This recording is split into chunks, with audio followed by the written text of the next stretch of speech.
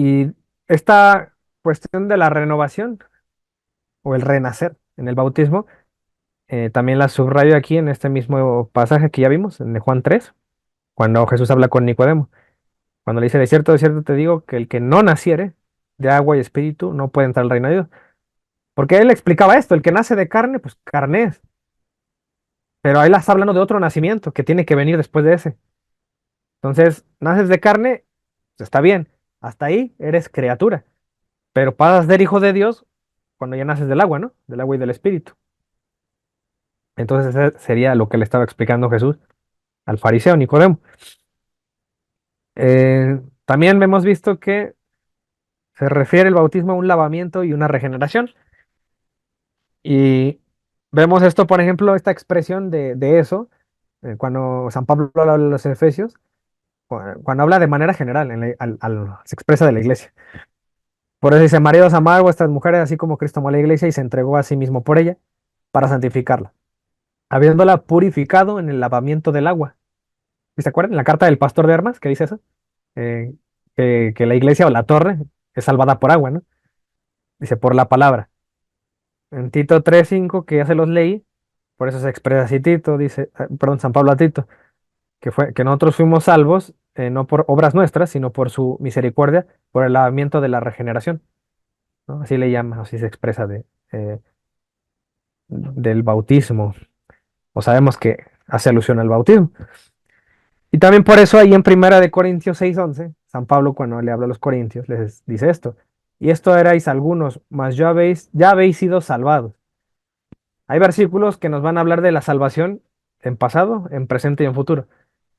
Por eso aquí, aunque se expresa en pasado, pero acuérdense que es un proceso, ¿no? El mismo San Pablo hace pues, esa distinción en diferentes cartas, y aquí dice, ya habéis sido lavados, ya habéis sido santificados, ya habéis sido justificados en el nombre del Señor Jesús y por el Espíritu de nuestro Dios.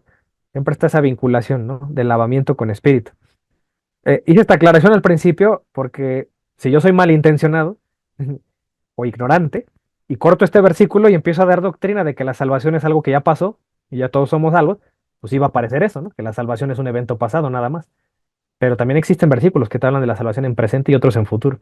Entonces, es por eso que les digo, el protestantismo muchas veces corta algunos versículos para dar una teología de un solo color, pero no usa los otros colores, no se da cuenta que la teología tiene otro color, ¿no? Solamente se queda con algunos. Entonces, también el bautismo, o yo bautizo a mi hijo, o me bautizo yo, porque quiero también esto, lo que me enseña la escritura, que con el bautismo puedo ser hijo de Dios. Entonces, bien, dense cuenta cómo no nada más es perdón de pecados, también es porque quiero ser hijo de Dios, hijo al menos por adopción. ¿Dónde veo eso? Bueno, empezando desde el bautismo de Jesús, dice, ahí en Mateo 3:17 dice, y hubo una voz en los cielos que decía, este es mi hijo amado, a quien tengo complacencia. Entonces Dios desde el cielo, a raíz del bautismo de Jesús, cuando sale del agua, Dios se expresa así de Jesús, este es mi hijo amado. Entonces eso querrá decir que con el bautismo yo paso a ser hijo también de Dios, al menos hijo adoptivo, les digo, ¿no? ¿Por qué? Porque Jesús es hijo legítimo. ¿Por qué? Porque comparte la misma naturaleza, la divinidad. Yo no soy Dios, yo no tengo divinidad, pero puedo ser hijo adoptivo. Eso no significa que soy menos importante, ¿no? O sea, la adopción no tiene que ver con eso, sino que simplemente que no comparto naturaleza divina, pero no significa o no descarto que Dios me ame por eso, por no tener esa naturaleza, ¿no? O sea, yo puedo ser hijo de Dios.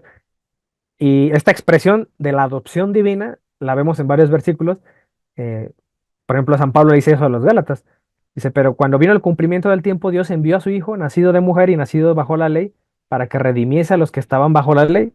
Tiene que haber una liberación, tenemos que cortar el cordón umbilical ahí que traemos con Moisés, ¿no? Para liberarnos de esa ley, dice, a fin de que recibiéramos la adopción de hijos.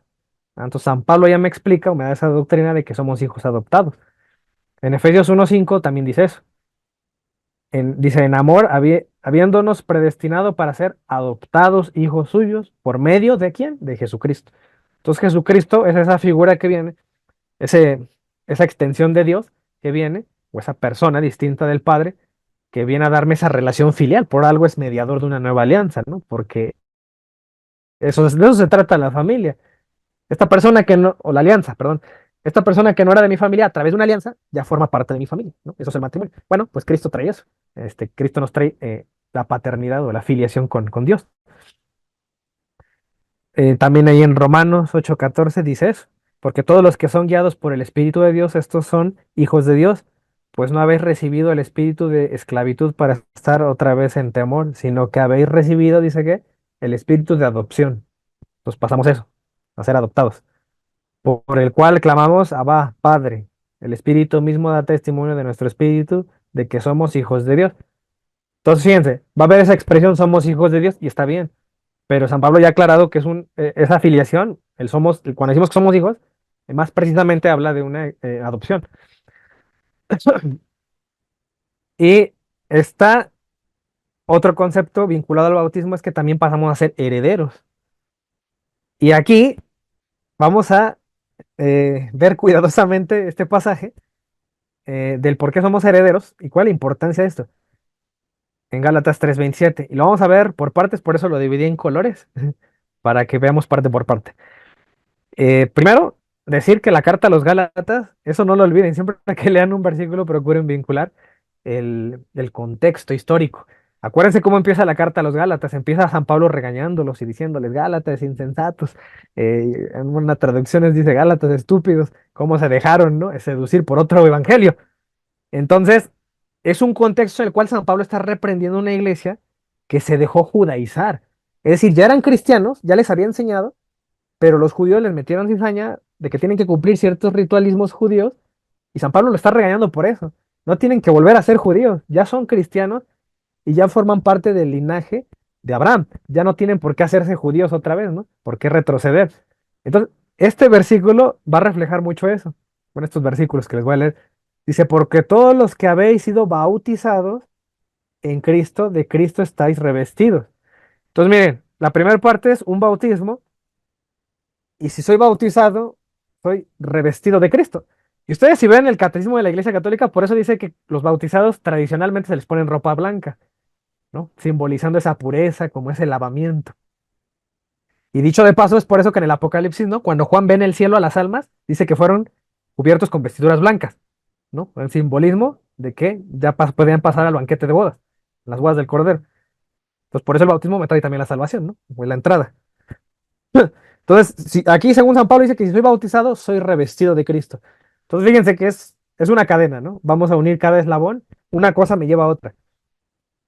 Ahora bien, si soy revestido de Cristo, dice, ya no hay judío ni griego. Es decir, ya no hay diferencia para Dios. Una vez que eres bautizado y eres revestido de Cristo, ya no hay judío ni griego. No hay esclavo ni libre. No hay hombre ni mujer. Fíjense, ya no hay hombre ni mujer. Eso significa que Cristo me trae o le trajo a la mujer la dignidad que debe tener, ¿no? Mujeres y hombres por igual. No hay esclavo ni libre, ni griego ni judío. Significa que no hay diferencias. Ante Dios somos iguales después del bautismo. Dice, porque todos vosotros sois uno en Cristo. Hasta que desde el bautismo paso a ser revestido, ya no hay diferencias con los demás y ya, si ya todos somos iguales, ya fuimos bautizados, ya somos uno con Cristo. Pero fíjense cómo todo comenzó en el bautismo. Dice, y si vosotros sois de Cristo, ¿qué consecuencia hay de estar unido a Cristo? Ciertamente el linaje de Abraham sois y herederos, según la promesa. Esta es la preocupación de los Gálatas, ¿no? Que ellos como que abandonaron el Evangelio de Cristo para pegarse a lo judío, a lo del antiguo pacto. Les preocupaban las promesas de Abraham, les preocupaba la ley de Moisés. Y aquí San Pablo les está aclarando, no, aquí unidos a Cristo ya forman parte de eso, no tienen por qué distorsionar el Evangelio, ¿no? Unidos a Cristo ya son herederos, según las promesas que le hicieron a Abraham, si recuerdan, ¿no? Cuando lo vimos con la alianza con Abraham. Y aquí hay algo interesante que no todos toman en cuenta. Este versículo 29, Gálatas 3, llega hasta el versículo 29, este es el último del capítulo 3, y después sigue el capítulo 4, verso 1. Y fíjense cómo viene asociado con el versículo anterior. Aquí me está diciendo que desde el bautismo, gracias al bautismo, yo paso a ser del linaje de Abraham y paso a ser heredero. Y fíjense aquí cómo San Pablo, ¿qué dice del heredero San Pablo? Pero también digo, entre tanto que el heredero es niño. Es decir, que ese heredero que es bautizado puede ser un adulto como puede ser un niño, según San Pablo, ¿no? Dice, en nada difiere del esclavo. Es decir, lo que venimos diciendo, no hay diferencias. Aunque es señor de todo, ¿quién? El heredero. Una vez que eres heredero, ya eres dueño de algo, ¿no? Porque recibiste una herencia. Aunque sea un niño, dice, es señor de todo y es heredero. No importa que sea un niño, sea un bebé, sea de la edad que sea. Dice, en nada difiere del esclavo, aunque es señor de todo, sino que está bajo tutores. Ah, entonces, según San Pablo, el que es bautizado, el que es revestido, ¿no? El que ya es uno con Cristo, aunque sea niño, chico, grande, mediano, ¿eso qué importa? Solamente a los protestantes les preocupa la edad, a nosotros no.